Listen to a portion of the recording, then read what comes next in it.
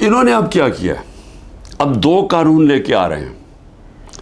ایک ہے secrecy act اور دوسرا ہے پریونشن آف ایکسٹریم وائلنس.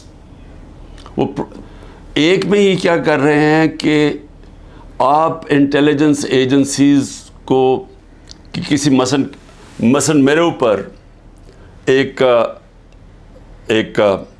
فوج کے ادارے میں، انٹیلیجنس کے ادارے میں ایک آدمی میرے اوپر قتل کرنے کی کوشش کرتا ہے، جو مجھے پتہ اس نے کیا.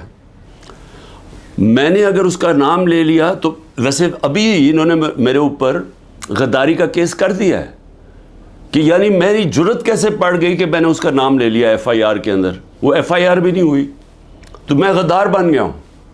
اب یہ ایک تو وہ کرنے جا رہے ہیں. دوسرا سیکریسی ایکٹ میں کہ جناب یہ کسی کے گھر میں بھی گھس جائیں گے انٹیلیجنس ایجنسی.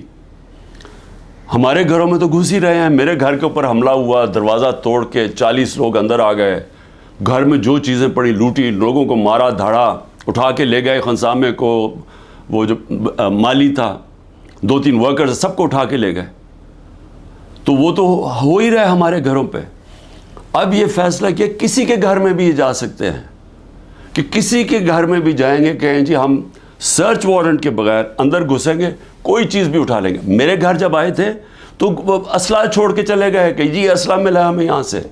اور وہ سوشل میڈیا پہ دکھا رہے ہیں کہ لے کے جا رہے ہیں اپنی قمیضوں کے نیچے اسلحہ، اور وہاں اوپر چھوڑ کے چلے گئے. اور اب یہ کچھ بھی کر سکتے ہیں. تو یہ تو کسی کے گھر میں گھس کے توڑ کے چیزیں اچھا لوٹتے ہیں، چیزیں چوری کر کے لے جاتے ہیں. تو اب تو اس کو قانون بنانا چاہتے ہیں کہ کہیں بھی جا سکتے ہیں.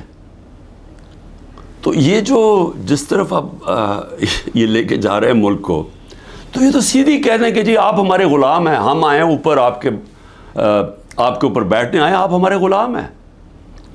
ہم ایک آزاد ملک، آزادی تو ویسے ہی ختم کرتے جا رہے ہیں.